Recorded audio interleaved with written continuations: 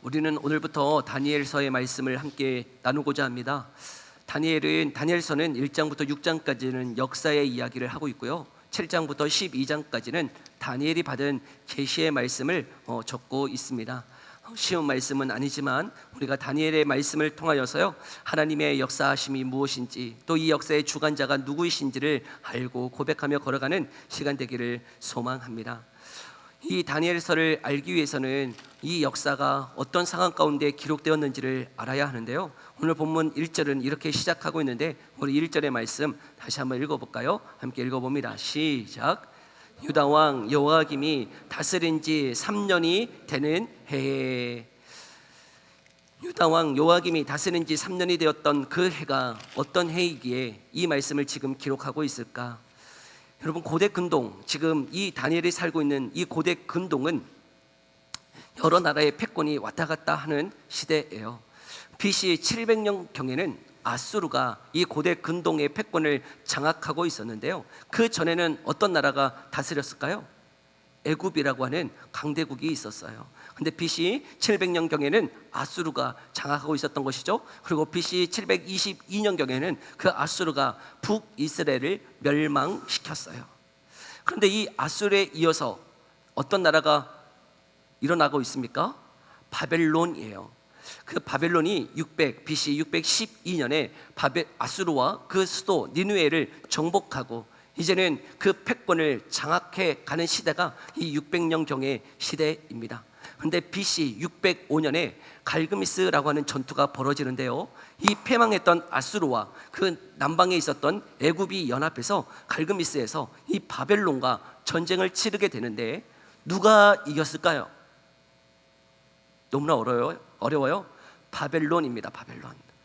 네, 바벨론이 이 패권을 장악하게 되어서요, 600년경에는 이 바벨론이 이 온 땅을 다스리게 됩니다. 그 605년에 이 유다 왕 여호야김이 다스린 지 3년이 되는 해였는데요, 그 바벨론이 이 갈그미스 전투를 이기고 난 다음에 어디까지 내려오냐면 남유다까지 내려와 이 예루살렘을 포위하게 되었던 것이죠. 그리고 난 다음에 어떤 일이 벌어지고 있는가? 2절의 말씀인데요, 함께 우리 2절의 말씀 함께 읽어봅시다. 시작. 주께서 유다 왕 여호야김과 하나님의 전 그릇 얼마를 그의 손에 넘기심에 그가 그것을 가지고 신할 땅 자기 신들의 신전에 가져다가 그 신들의 보물 창고에 두었더라. 이제 예루살렘을 포위하였고 이 예루살렘을 장악하고 이 예루살렘에 이제는 그 왕족과 귀족들을 1차로 포로로 끌고 가게 됩니다. 1차로 포로로 끌려갔던 대표적인 인물이 오늘 우리가 보았던 이 다니엘과 그 세 친구라 할 수 있을 것이에요. 605년에 1차로 이제 장악하고 포로로 끌고 가고 난 다음에 2차로 597년에 2차로 또 와서 포로로 끌고 가고요, 이제 586년에는 이 예루살렘이 무너지는 일들이 일어납니다. 네, 1차로 끌려갔던 다니엘과 그 세 친구, 여러분, 그들은요 그런 생각이 있었어요. 722년에 이 아수르가 북이스라엘을 멸망시키고요, 어디까지 내려왔냐면 남유다까지 내려왔어요. 그리고 오늘과 동일하게 그 아수르도요 예루살렘을 포위하게 됩니다. 그런데 그때 왕이 누구인지 아신가요? 히스기야예요. 히스기야 왕이요, 그 아수르가 18만 5천 명의 대군을 이끌고 왔었는데 어찌할 도리가 없었어요. 그때 히스기야가요 하나님 앞에 기도했어요. 하나님 앞에 기도하자 어떤 일이 벌어졌습니까? 하루아침에 그 18만 5천 명의 대군이 송장이 되어지는 일들이 일어났어요. 하나님이요 그 남유다 백성들, 하나님의 백성들, 언약의 백성들을 지키시고 보호하셨네요. 그런데 100여 년이 지난 이제 605년경에 또 이와 같은 일들이 벌어지고 있어요. 이제는 나라가 바뀌었네요. 바벨론이 이 예루살렘을 에워싸고 있어요. 그런데 이 하나님의 백성인 남유다 백성의 생각 가운데는 어떤 생각이 있었을까요? 하나님이 지키신다, 하나님이 보호하신다. 우리에게는 뭐가 있어요? 하나님의 임재의 상징이라고 하는 성전이 그들 가운데 있었기 때문에 하나님이 우리를 지켜주실 거야 라고 하는 생각을 다 가지고 있었네요. 그런데 그 생각이 산상조각 나고 있어요. 왜요? 뚫고 들어왔어요. 그리고 포로로 끌려갔어요. 그리고 그 성전 안에 있는 그 중요한 그릇들도 다 가지고 어디로 갔다라고 2절에 말씀하고 있습니까? 신할 땅으로 갔다라고 말씀하고 있네요. 바벨론 그 땅이 어떤 땅이냐면 신할 땅이다라고 특별하게 이야기하고 있어요. 도대체 왜 그 바벨론 그 지역을 지금 신할 땅이라고 이렇게 이야기하고 있는 것일까? 이유가 있어요. 그 신할 땅은요, 전통이 있는 땅이에요. 어떤 땅이었을까? 창세기 11장 2절에 이렇게 말씀하고 있는데요. 창세기 11장 2절 함께 읽어볼까요? 함께 읽어봅니다. 시작. 이에 그들이 동방으로 옮기다가 신할 평지를 만나 거기 거류하며. 창세기 11장이 어떤 장인지 혹시 아세요? 11장 바벨탑이 세워지는 장이에요. 죄악의 가장 큰 땅, 죄악이 남랬던 그 땅의 대표가 지금 어떤 땅인 거예요? 자기의 이름을 내려고 바벨탑을 쌓았던 그 땅이 바로 신할 땅이에요. 근데 그 신할 땅에 세워진 나라가 어떤 나라인 거죠? 바벨론이에요. 여러분, 그 신할 땅에서요, 하나님이 누구를 부르셨냐면요, 아브라함을 부르셨어요. 그 죄악된 그곳에서 가장 범죄에 가득한 세상의 대표라 할 수 있는 신할 땅에서요, 하나님은 지금 누구를 부르셨다고요? 아브라함을 구별하여 부르셨어요. 그런데 지금 어떤 일이 벌어지고 있는 거예요? 그 세상의 대표라 할 수 있는 신할 땅의 이 바벨론이 이 하나님의 백성을 억압하고 그 성전을 무너뜨리고 그 포로로 그 다니엘과 세 친구들을 끌고 가고 있을 그때에 여러분, 그들 가운데는 어떤 질문이 생겨났겠어요? 하나님, 어디에 계세요? 하나님, 무엇하고 계세요? 이 언약 백성이 이렇게 끌려가고 있는데 하나님 도대체 무엇하고 계시는 거예요? 왜 잠잠히 계시는 거예요? 라고 하는 많은 질문들이 있지 않았겠습니까? 하나님, 이 죄악의 대표라 할 수 있는 바벨론에, 이 신할 땅에 하나님의 백성이 끌려가다니요, 하나님의 성전의 그릇들이 이 신할 땅으로 옮겨지다니요, 도대체 이 일이 무슨 일입니까? 하며 하나님 앞에요, 수많은 질문들을 쏟아내었을 것이에요. 그런데요, 오늘 본문 2절에 놀라운 말씀이 숨겨져 있어요. 우리 2절 다시 한번 읽어볼까요? 2절 함께 읽어봅니다. 시작. 주께서 유다 왕 여호야김과 하나님의 전 그릇 얼마를 그의 손에 넘기심에 그가 그것을 가지고 신할 땅 자기 신들의 신전에 가져다가 그 신들의 보물 창고에 두었더라. 오늘 2절을 어떻게 시작하고 있죠? 주께서.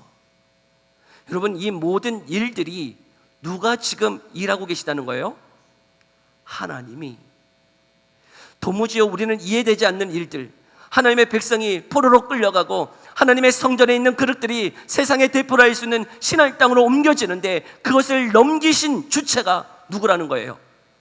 주께서. 하나님께서 이 모든 일들을 허용하셨다라고 말씀하고 있더라는 것이죠. 포로로 끌려가는 다니엘과 그 세 친구들, 또 왕족과 귀족들, 여러분, 많은 질문들이 그 안에 있었을 것이에요. 하나님 어디에 계세요? 하나님 무엇하고 계세요? 하나님의 백성이 이렇게 짓밟히는데 하나님 무엇하고 계십니까? 라고 하나님 앞에 하소연하는데요, 하나님은 말씀하시는 거예요. 그것을 넘기시고 그 일들을 허용하신 분이 누구시라는 거예요? 하나님이시다 말씀하고 있더라는 것이죠. 우리의 상황도 마찬가지예요. 여러분, 하나님을 믿는데, 주님 앞에 기도하는데, 여러분, 우리는 왜 이렇게 병들며 아파하며 실패하며 낙심하며 걸어가는 인생입니까? 도무지 이해되지 않는 일들이요 우리 가운데 있더라는 것이죠. 열심으로 주님 앞에 헌신하는데, 주님 앞에 열심으로 나아가는데 하나님의 백성인 우리들의 삶에 왜 실패가 옵니까? 왜 어려움이 옵니까? 고난이 옵니까? 여러분, 이것을 주님 앞에 물을 때에 하나님이 대답하지 아니하세요. 도무지 이해되지 않는, 해석되지 않는 상황인데도 주님 앞에 기도하는데 그 응답이 없을 때가 너무나 많더라는 것이죠. 그런데요, 오늘 본문은 우리에게 말씀하세요.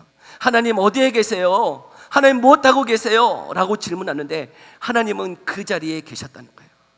하나님은 그 일들을 허용하셨다는 것이에요. 하나님이 그 일을 하나님이 주도적으로 일하고 계시다는 것이죠. 우리가 다 이해되지 않아도요, 우리가 다 해석되지 않는 일이다 할지라도요, 하나님은요 그 모든 일들을 주관하시는 섭리의 하나님이신 줄 믿습니다. 하나님의 뜻에 벗어나서 일어나는 일들은 없어요.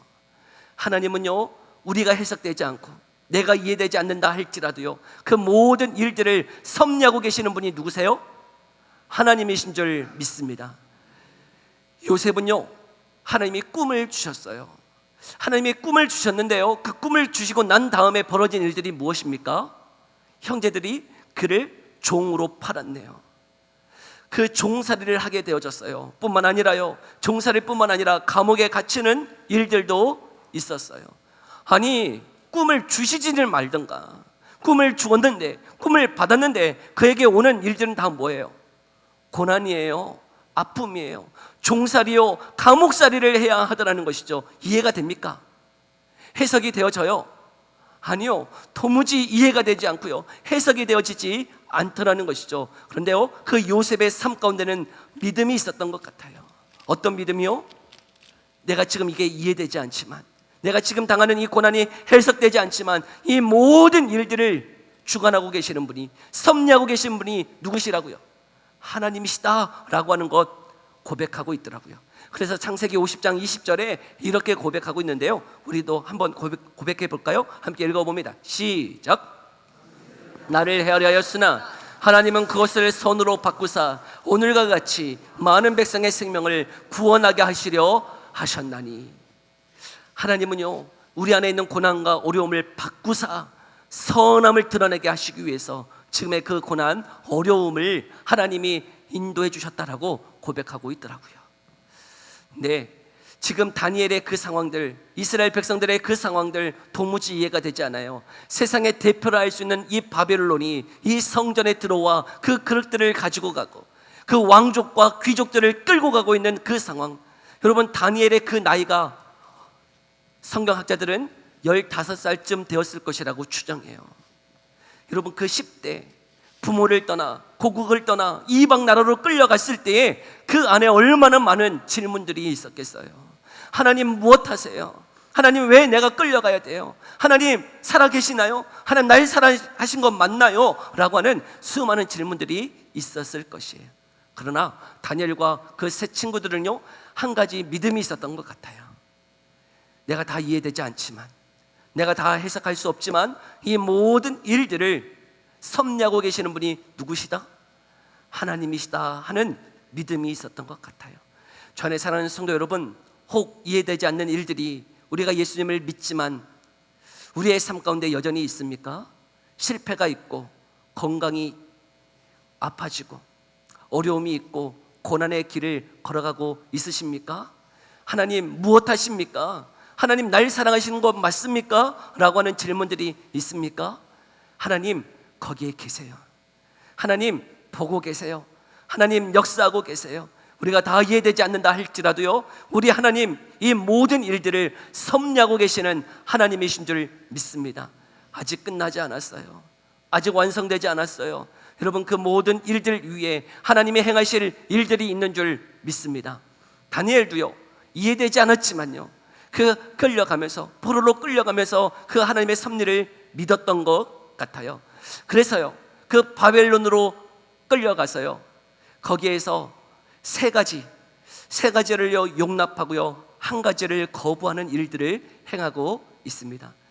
믿음의 성도들이 이 세상 가운데서 어떻게 살아가야 되는지를 이 다니엘의 모습 속에서 발견할 수 있는데요, 도무지 이해되지 않고 도무지 해석되지 않는 이 세상 가운데서요 성도들은 도대체 어떻게 살아가야 되는가라고 할 때 이 다니엘이 우리에게 알려주는 말씀이 있는 것 같아요. 세 가지를 용납하고 한 가지를 거부했는데 그것이 무엇이었을까? 오늘 본문 4절은 이렇게 이야기하고 있는데요, 4절이 이야기하고 있는 것 우리 함께 읽어볼까요? 함께 읽어봅니다. 시작. 그들에게 갈대아 사람의 학문과 언어를 가르치게 하였고. 끌려가서요 그들에게 무엇을 가르쳤습니까? 갈대아의 학문과 언어를 가르쳤는데 그것을 용납했어요. 그것을 받아내었어요. 언어를 배운다는 것은 그 사회의 문화, 가치관을 배우는 것 같아요. 그래서요, 외국인들이 와가지고 우리 한국말을 배울 때 가장 어려운 게 뭐냐라고 물을 때 여러 가지가 있지만요, 존댓말이 어렵대요. 존댓말. 그렇잖아요. 외국에는 이게 존댓말이 없는 것 같아요. 존댓말이 많이 없는데 우리나라에는 특별하게 존댓말이 있잖아요. 그래서요, 외국 사람들이 다 처음 배울 때 다 어떻게 배워요? 반말로 배워.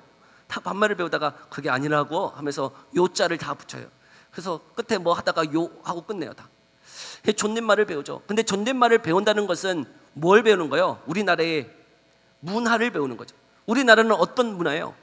위계 질서가 있는 거예요. 한 살만 많아도요, 다 뭐예요? 형님 누님이에요. 한 살만 많아도요, 형님이어서 그 형님은 반말하고 밑에 있는 사람들은 위에 사람이 존댓말 해야 되는 그런 문화가 우리 가운데 있는 것이죠. 그래서 외국 사람들이 한국에 오래 살다 보면 어떻게 해요? 그 야구에 어떤 용병이 있는데 그 용병이 한국에서 오래 살다 보니까요, 이 한국의 문화를 너무나 잘 배워서 어린 것이 오면 어떻게 하는 거예요? 인사를 시키더라는 거죠. 후배가 오면 다 인사를 받고. 근데 외국에는 그런 문화가 없는데 이미 한국화 되어지는 거죠. 언어를 배운다, 학문을 배운다는 것은 단순히 언어의 기술을 배우는 게 아니고 뭘 배우는 거예요? 그 문화를 용납하는 거예요. 그런데 지금 이 다니엘과 그 세 친구들은 그 학문과 문화를 배우면서, 언어를 배우면서 그 이방의 문화를 어떻게 하고 있는 거예요? 받아내고 있다는 것이죠. 두 번째, 또 무엇도 받아내고 있는가? 5절을 보니까요, 이렇게 이야기하고 있는데요, 5절의 말씀도 함께 읽어볼까요? 함께 읽어봅니다. 시작. 또 왕이 지정하여 그들에게 왕의 음식과 그가 마시는 포도주에서 날마다 쓸 것을 주어 3년을 기르게 하였으니 그 후에는 그들은 왕 앞에 서게 될 것이더라. 3년 후에 왕 앞에 선다는 의미가 무엇이냐면 그 나라의 인재로 등극되는 일을 받아냈다는 거예요. 갈다에 끌려가서 학문을 배우고 언어를 배워서 3년이 지난 후에 그 교육 후에 왕 앞에 선다는 것은 그 왕, 그 나라 바벨론 왕의 고위 관직을 수용하고 있다는 것을 말씀하고 있어요. 만약에요, 우리가 일제 치하에 여러분 일본의 고위 관직을 받아낸다, 그러면 우리는 어떻게 얘기해요? 저 매국노, 나라를 팔아먹고 그러지 않겠습니까? 근데 포로로 끌려가가지고 여러분 그 관직을 받으려고 교육을 받고 학문을 익혀서 여러분 그 나라 바벨론 나라의 인재로 나아간다, 그러면 동족에게 어떤 대우를 받겠어요? 잘한다, 아유 부럽다, 그런 대우 받겠습니까? 아니요. 여러분 이것은 그 나라 사람들에게도 매국노로 취급될 수 있는 일들이지만 여러분 어떻게 하고 있는 거예요? 그것을 받아내고 있어요. 더 중요한 게 있었기 때문에 여러분 믿음으로 걸어가는 이 다니엘과 그 세 친구에게 더 중요한 것을 바라보고 있었기 때문에 그 인재로 등용되는 그 일 받아내고 있어요. 세 번째, 또 무엇을 받아내고 있는가? 7절의 말씀인데요, 함께 읽어볼까요? 함께 읽어봅니다. 시작. 그들의 이름을 고쳐 다니엘은 벨드사살이라 하고 하나냐는 사드락이라 하고 미사엘은 메삭이라 하고 아사랴는 아벳느고라 하였더라. 여기 다니엘이라고 하는 끝에 엘은 무엇의 축약이냐면 엘로힘이라고 하는 하나님을 가리키는 그 하나님 엘로힘의 축약형이 엘이에요. 그러니 다니엘의 뜻은 무엇이냐면 하나님은 재판장이시다라고 하는 뜻이에요. 여기 또 미사엘도 있잖아요. 미사엘, 그 엘도 하나님의 이름이 담겨져 있어요. 또 하나냐, 아사랴 할 때 냐는 야훼라고 하는 여호와의 축약형이 랴예요. 그러니 이 네 명의 그 이름 안에는 다 무엇이 담겨져 있어요? 하나님, 여호와라고 하는 그 이름이 다 담겨져 있네요.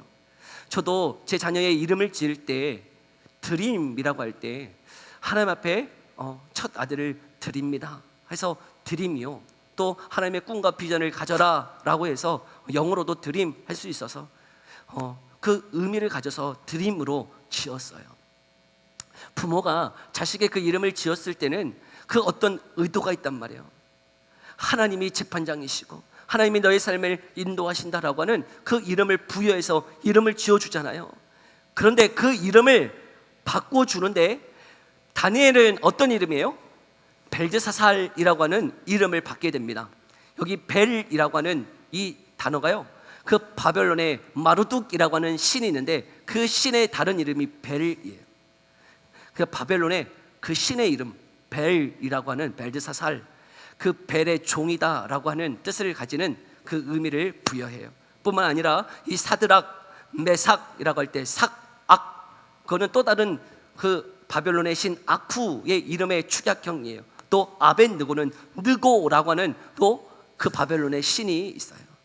그러니 지금 다 하나님의 그 이름을 가졌던 그 사람들이 그 이방 바벨론의 신의 이름 벨과 느고과 아쿠의 이름을 들어간 이방의 신들이 담긴 그 이름을 받았을 때 그것 또한 어떻게 하고 있어요? 용납하고 있어요. 저는 주일학교 때 이 사드락, 메삭, 아벳느고가 원래 이름인 줄 알았어요. 주일학교 때요, 이 다니엘과 세 친구의 이름 뭐예요? 사드락, 메삭, 아벳느고로 저는 외웠어요. 나는 그게 원래 이름인 줄 알았어요. 여러분, 주일학교가 그래서 너무나 중요합니다. 여러분, 주일학교가 너무나 중요해요. 우리 교사들 일부러 이렇게 같이 예배 드렸을 때 말해줬어요. 저는 주일학교 때요, 사드락, 메삭, 아벳느고가 그냥 이름인 줄 알았는데 그게 다 어떤 이름이에요 지금? 이방인의 이름인데. 여러분, 원래 이름 아세요? 저도 잘 몰랐어요. 여러분, 원래 그 이름이 입에 안 붙어 있어요. 하나냐, 미사엘, 아사랴, 잘 안 붙어. 그냥 사드락, 메삭, 아벳느고가 더 입에 잘 붙어 있어요. 근데 그게 다 어떤 이름이었다고요? 이방인의 이름이었어요. 근데 그것을 받아냈어요. 도대체 여러분, 이 끌려가면서 하나님의 뜻이 무엇입니까? 하나님 어디에 계세요? 하나님, 내 삶이 왜 이렇게 초라하고 보잘것없는 이 이방의 땅으로 나아가야 됩니까? 하는 여러 가지 의문이 있음에도 불구하고 그곳에서요, 좌절하고 절망하며 낙심하며 실패한 인생이 아니라요, 그곳에서요, 이 세 가지를 용납해요, 받아내요. 이름을 고치고 또 왕의 그 관직을 받아내는 것뿐만 아니라 거기에 학문과 언어를 배우는 일, 그거를 마다하지 않고 받아내더라는 것이죠. 도대체 왜요? 여러분, 성도는, 우리는 다 어디에서 살아가는 존재예요? 세상 속에 살아가는 존재예요. 우리는 세상을 떠나 사는 사람들이 아니에요. 여러분, 불교 절은 다 어디에 있어요? 세상과 구별해서 산속에 있어요. 산속에. 근데 요즘 산속에 있었던 절들이 이렇게 세상 속으로 들어와가지고 좀 문제인데, 산속에 있었던 그 절들이 세상 속으로 이제 들어오고 있어요. 교회화되고 있어요. 복음을 막 이렇게 증거하려고. 복음은 좋은 소식을 얘기하는 거예요. 그런데 여러분, 기독교는 원래 어디에 있었던 거예요? 세상 속에 존재케 하셨어요. 예수님이 요한복음 17장에 말씀하는 게 있는데요, 함께 읽어볼까요? 요한복음 17장 15절의 말씀이에요. 함께 읽어봅니다. 시작. 그들을 세상에서 데려가시기를 위함이 아니요 다만 악에 빠지지 않게 보존하시기를 위함이니이다. 아멘. 예수님이 이 제자들을 위하여 기도하는데, 이 세상을 떠나서 데려가시기 위함이 아니고 이 세상 속에 너희들이 살아가야 되는데 무엇하지 않기를 원하세요? 악에 빠지지 않기를 기도하고 계세요. 저와 여러분들은요, 이 세상의 문화 속에 살아가요. 이 세상의 문화를 누리며 살아가요. 그러나 여러분, 우리 안에 분명히 세워져야 되는 정체성이 있는 거예요. 세상 사람들과 여러분 섞이며 살아가지만요, 잃어버리지 말아야 되는 것이 분명히 있다고요. 이 다니엘은 지금 다 해석되지 않는 그 이방의 나라로 끌려가고 있지만 분명히 받아내야 되는 것들은 받아내고 있어요. 그러나 잃어버리지 말아야 될 그 정체성의 핵심, 그것만은 놓지 않고 있더라는 것이죠. 그게 무엇일까요? 그게 한 가지를 거부하면서 그 정체성의 핵심이 무엇인지를 우리에게 말씀하고 있는데요, 오늘 본문 8절이에요. 우리 8절의 말씀 함께 읽어봅시다. 함께 읽어봅니다. 시작. 자기를 더럽히지 아니하리라 하고 자기를 더럽히지 아니하도록 환관장에게 구하니. 지금 뜻을 정하여 한 가지를 구하고 있어요. 뭘 구하고 있습니까? 왕의 음식과 그가 마시는 포도주를 그것으로 더럽히지 않겠다라고 지금 이야기하고 있어요. 여기 왕의 음식을 거부했다, 포도주를 거부했다. 우리가 일반적으로 이 본문을 어떻게 해석합니까? 우리가 일반적으로 이 왕의 음식이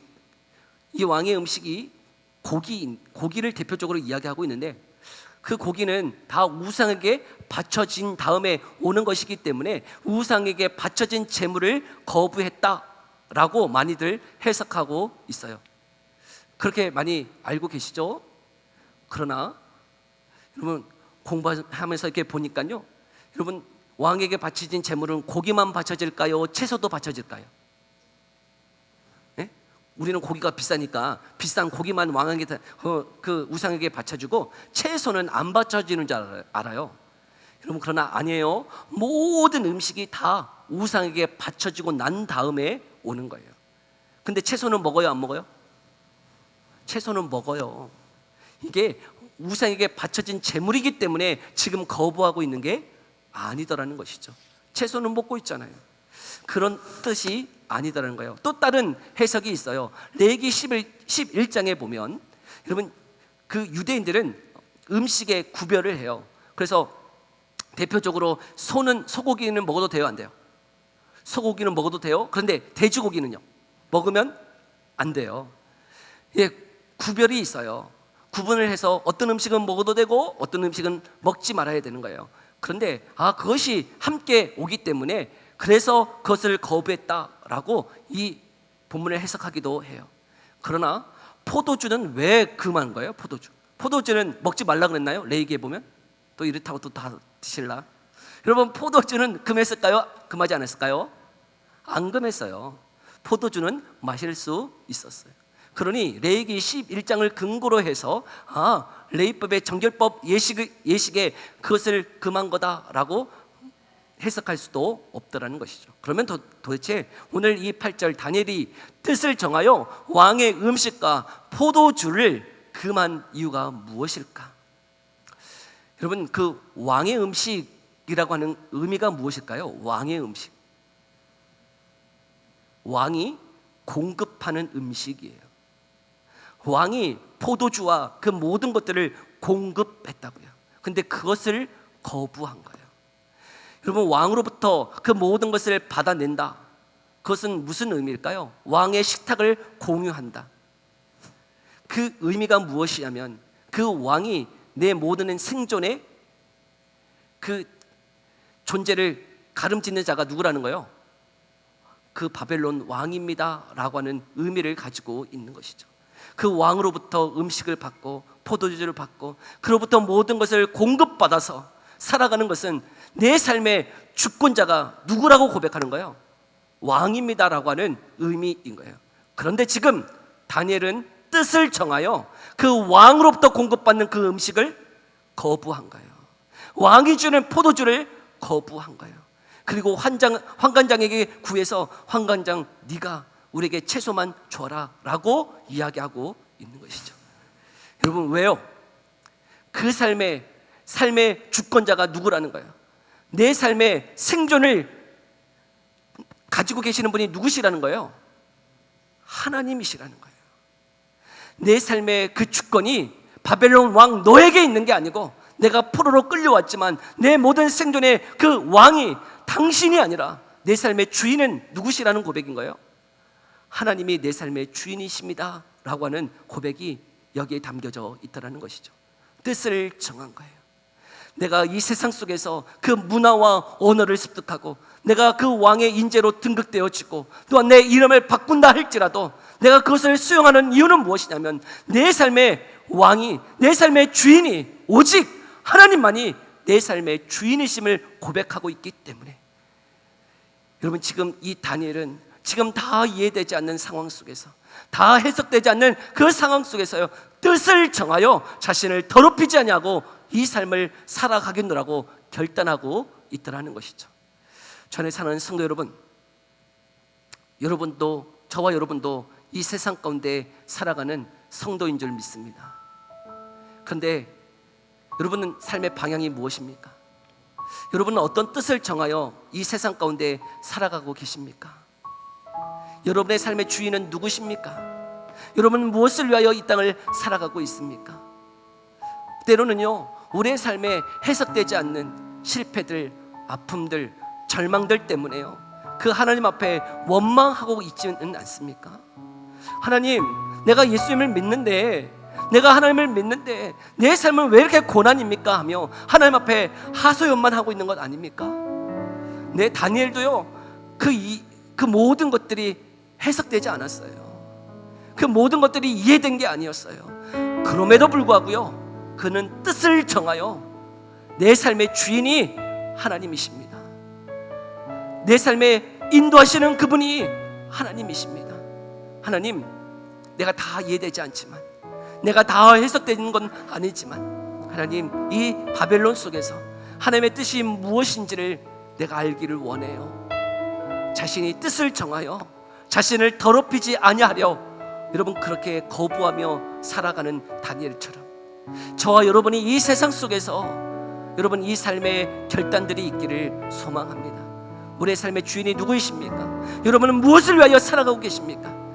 여러분, 그 하나님이 우리의 삶의 주인이시오, 그 하나님의 영광을 위하여 뜻을 정하여 나아가는 삶 되어지기를 간절히 소망합니다. 이 말씀이 우리의 삶에 적용되어지고 고백되어지는 삶 되기를 소망합니다. 기도합시다.